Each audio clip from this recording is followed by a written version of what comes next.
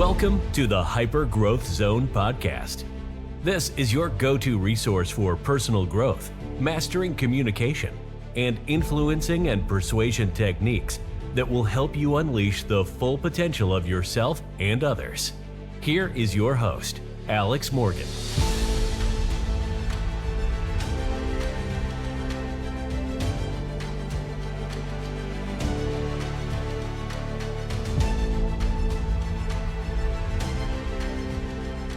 Welcome everyone to another episode of the Hyper Growth Zone podcast. My name is Alex Morgan and I'm a master trainer of hypnosis and NLP. And for this episode, go ahead and meet Evan Marks, a Wall Street pro with 25 years of experience. He was recently the senior consultant, coach, and performance advisor at the Rethink Group. But here's the twist. Evan's not your typical suit and tie guy.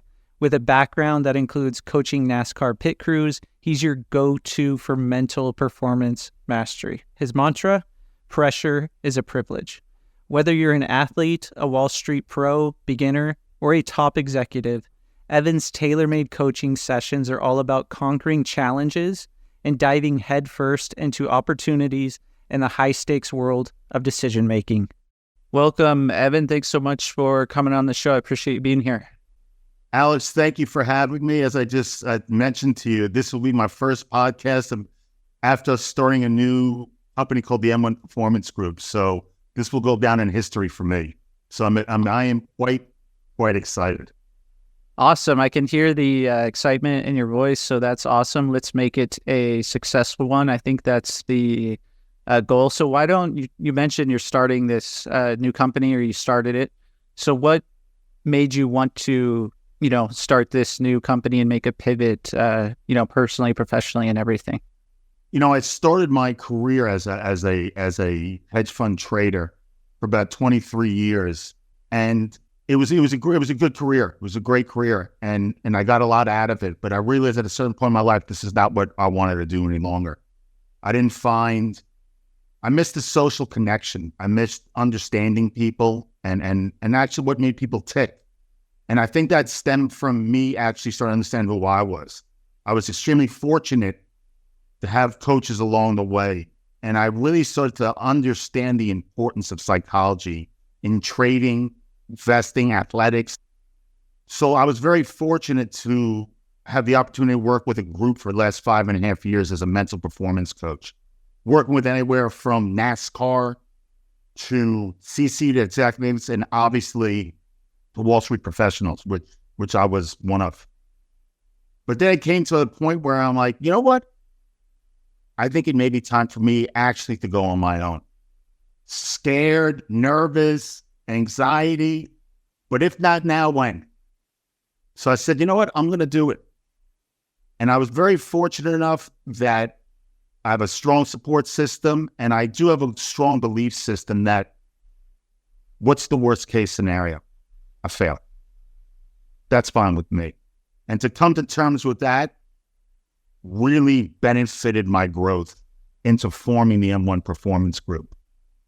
So now it's been 2 weeks since I started it. I'm getting used to social media, where I'd rather swim through a lake of alligators than write one piece of social content. But I need to get over that, and that's my hurdle now. But, through these small steps, what we assume sometimes can be overwhelming, but it's an assumption.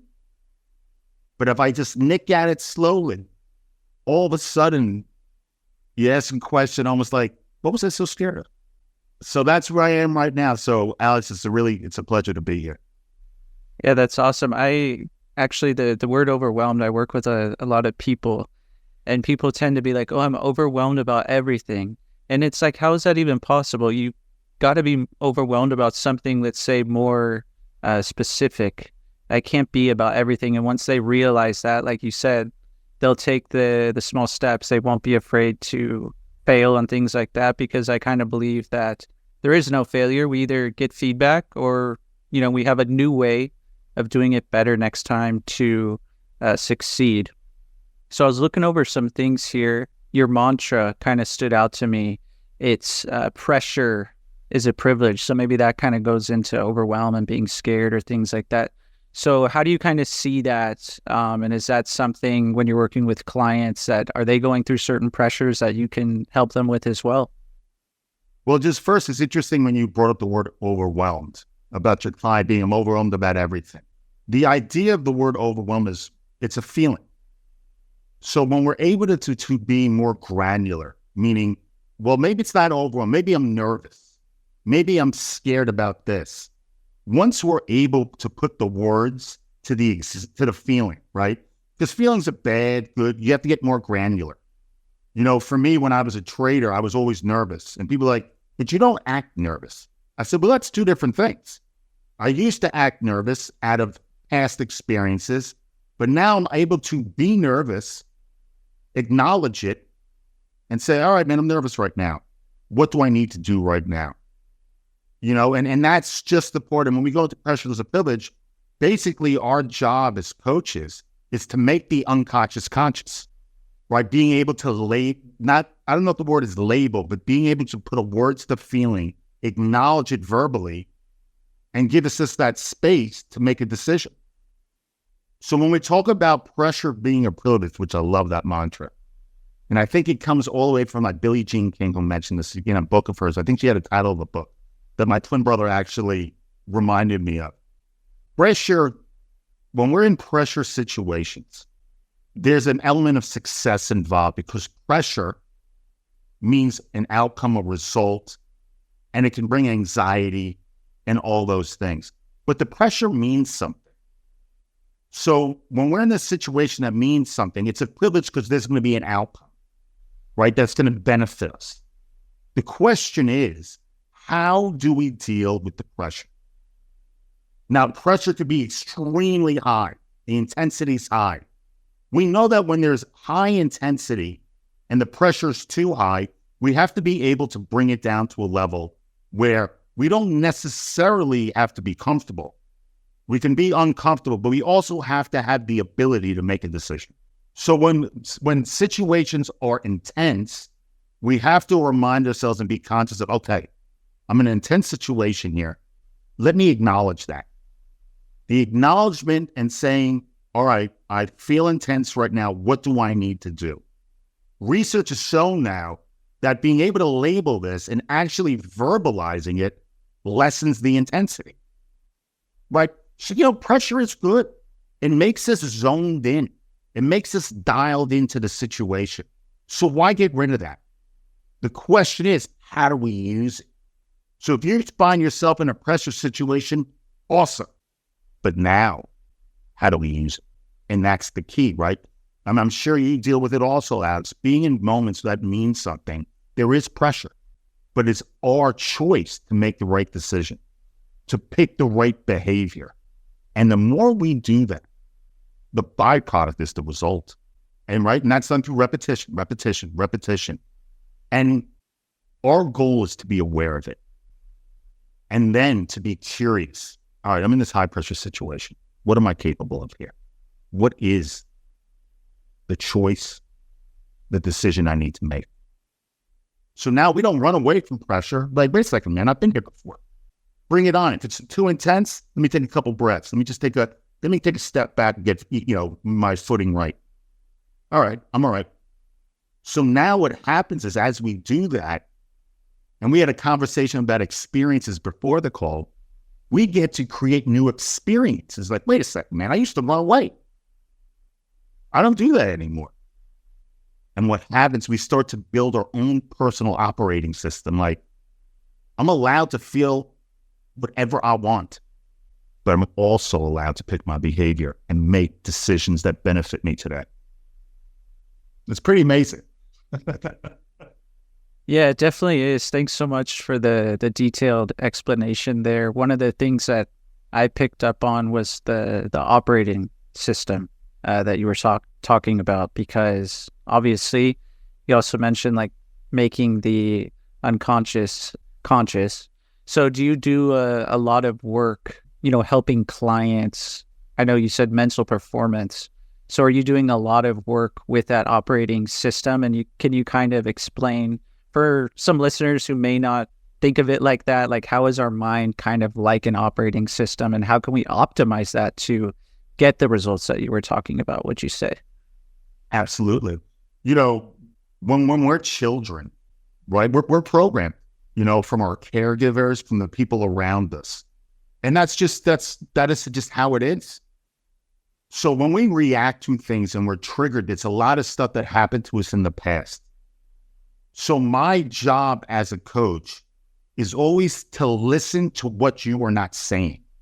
And that's extremely important, because in psychoanalytical theory, there's something called resistance.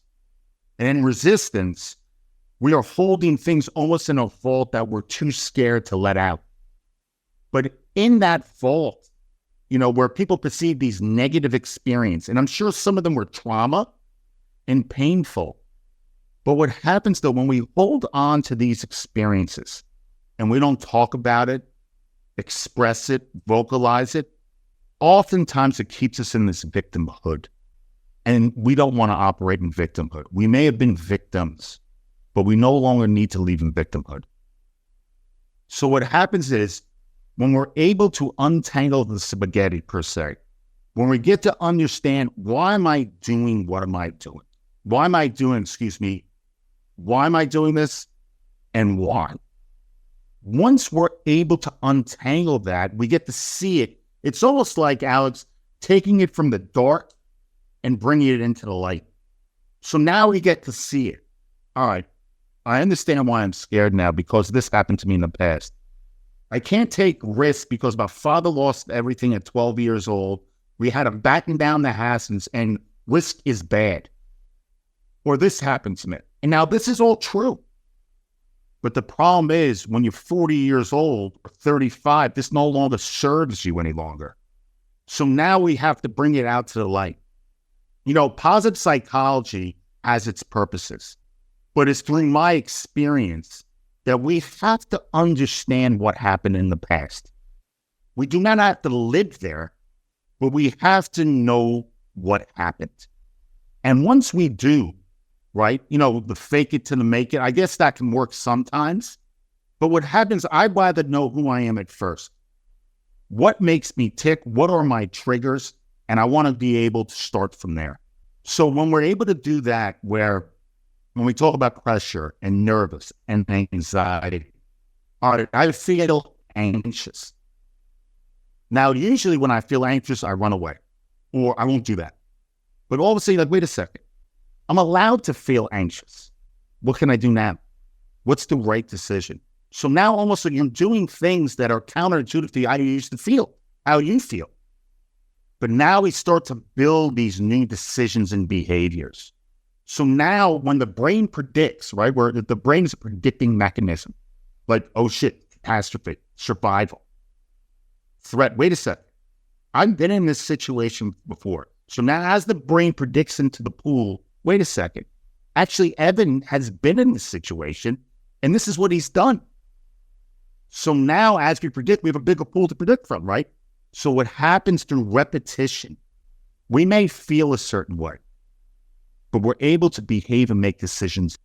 And now when we put those packets together, that forms an incredible experience that we're able to repeat, right? You know, I have a coach, and he's an incredible individual, but behavior changes before feelings. When I'm happy, I'll do this, doesn't work. When I'm no longer sad, I'll do this, doesn't work. Our behavior changes before feelings. And what happens is that the intensity of those feelings, those perceived negative feelings, which is just data, start to come in as our behavior changes. Yeah, that's awesome. The part about the data, so we have all this data, let's say, from before and what we're doing. And a lot of times when I have clients, I'm working with them and we're setting goals, I want them to bring in as much data as they can to actually achieve the goal. Like, what are they going to see, hear, feel, even taste, smell? Like, who's going to be there? Who are they going to do it with? All of these things. So when you're working with your clients and you're using all this data, let's say from the past, how can you kind of manipulate that in a really good way to then give them a better future, let's say, with all this data behavior, emotions, all these different things that you've been talking about? Well, feelings are feelings, right? When you have a feel good or you feel bad, the body has this homeostatic measure where it brings it back to equilibrium, right? So there's so much research out now, like almost you feel good almost the same time you feel bad, like the time you sit in it. But if you're able to say, you know what, I can feel whatever I want. I can feel inadequate, or I can feel like a loser. I can feel this way. I can feel embarrassed, but it's just the feeling and it's telling me something. It doesn't define who I am. It's a feeling, right? Some people I look at clients who are incredibly successful and they'll go, I feel like a loser. Now on paper, they don't look like a loser at all, but they've had experiences where they feel this way. And what is wrong with that? As long as we don't act like a loser, or we don't act a certain way, right? And that is consciousness.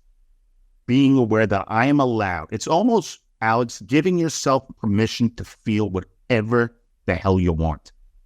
I don't care. Because the minute you do not vocalize how you feel, the intensity grows in the mind. And now, those feelings, as I like to say, will get on the field. And we don't want that. Yeah, I was just going through something myself, and I was kind of holding in my feelings and noticed then I was like, I probably should have verbalized this sooner, because I started to, in my voice, started to sound like I had an attitude because I was not how I felt and everything. So when someone has this self-awareness and all of this, you've kind of talked about repetition a bit. So when they have this self-awareness of what needs to be done, how do you then use that to create like habits or something with repetition? Like, how do you work with your clients in this perspective? I'm a behavior guy, right? I concentrate on behavior. We know feelings give us the data. When we start to believe and come confident in what we're doing, you use the word, which I thought was great when we were talking before we started, about stretching. My goal, I'm not a therapist, I'm a coach. I love results, I'm not going to lie to you. I love when people do well. It's great. But we know, there's great research shown that when we're outcome focused, all we care about is the outcome. Our skill sets are significantly diminished. I think that was done out of Harvard. It's like, whoa, that makes sense. That's intellectual. But emotions are emotions.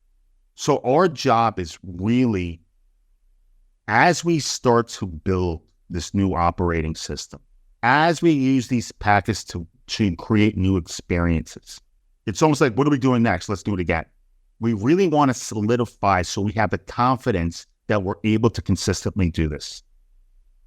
Once we feel, I always say to my clients, we need to build a strong foundation, just like a house.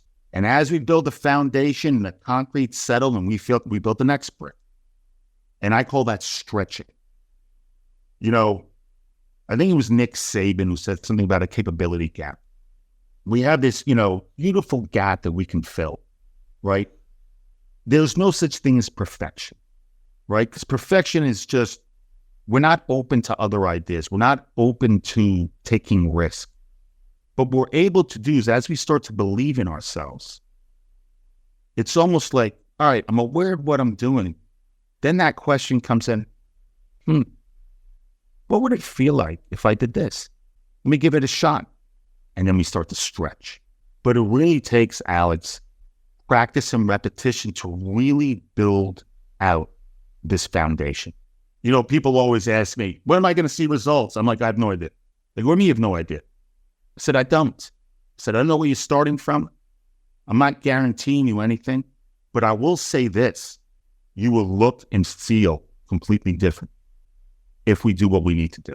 It's a journey. I think COVID, I think mental health has come to the forefront. We're allowed to feel how we feel. There are traumas in this world. There are harshness and struggles. Harshness and struggles. It's a part of the human experience. But that doesn't mean that we can't make decisions and pick our behavior. The greatest thing people say to me is, and I'm sure you hear this too, Alex, how the hell did I get here? right? Wow. I said, you know how you got here? You were committed.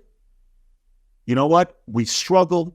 It's not linear, but you practiced it, right? And that goes back to pressures of privilege. If you want to do this, let's go. You know, the great thing about being a coach is that I'm not your parent, your sister, your brother, your cousin. I'm not here judging you. I'm here with you. I'm in your corner. I want to know everything. And you know what, and I'm sure you agree with this, Alex, when you can tell somebody everything and know you're not being judged, how great is that?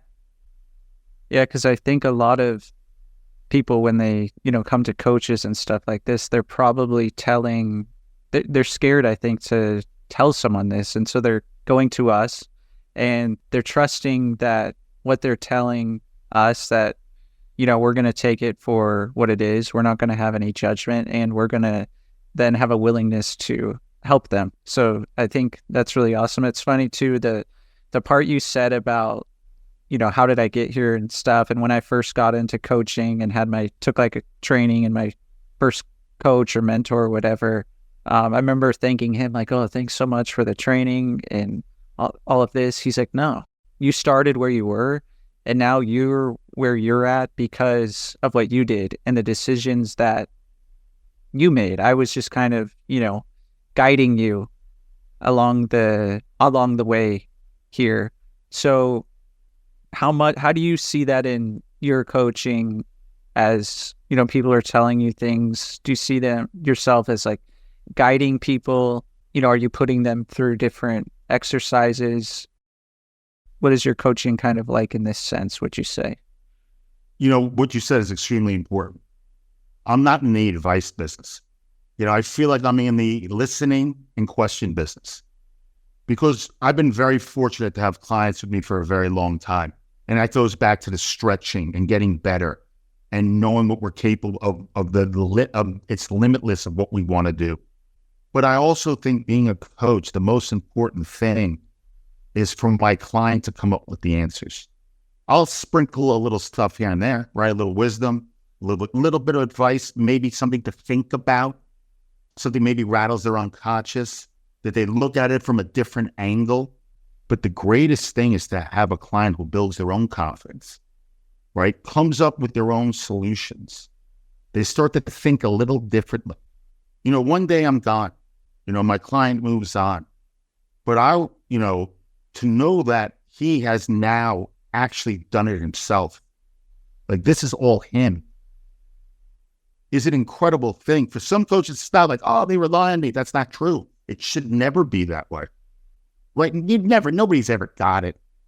But to know that a client has built this incredible foundation and is building this beautiful house brick by brick, and they have the confidence, what's more rewarding than that? When you ask, like, what are the techniques I do? I'm a very intense individual, as you probably can tell, Alex.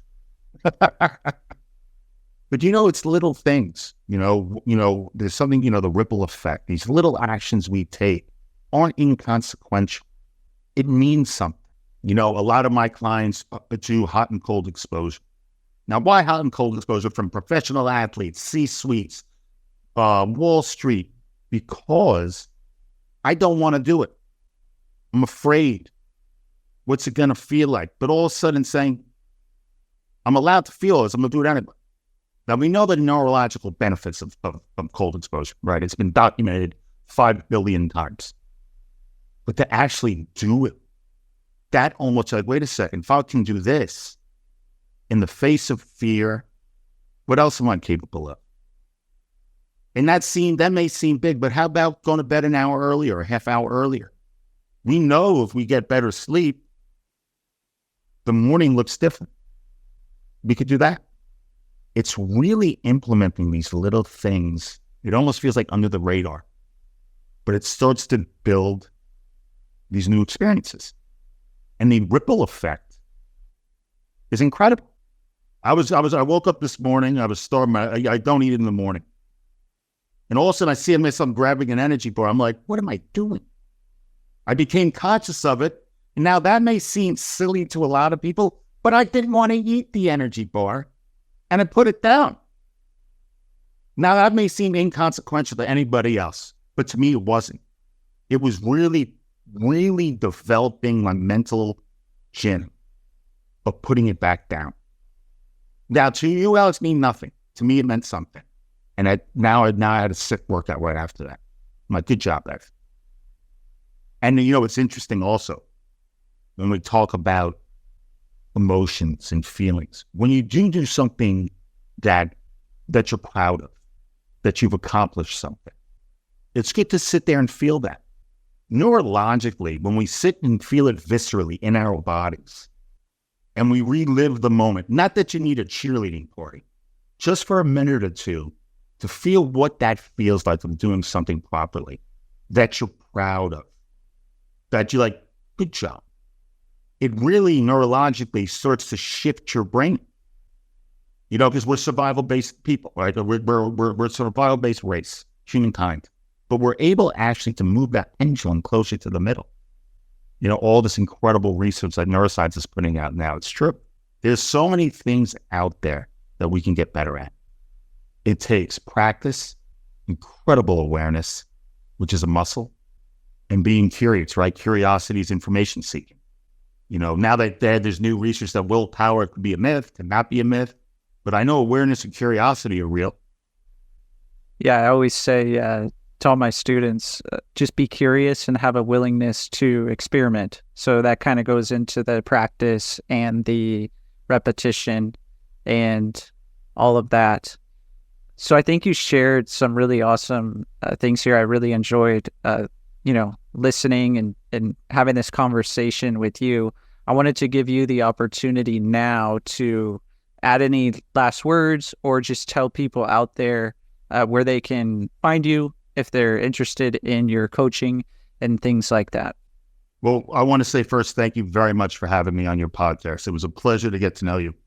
My parting words would be, slow down and become more aware of what you're doing. Do not be afraid of these emotions that we want to run away from, because they give us that. We know now that we have the power to choose our decisions and behavior. But like anything else, it's a muscle.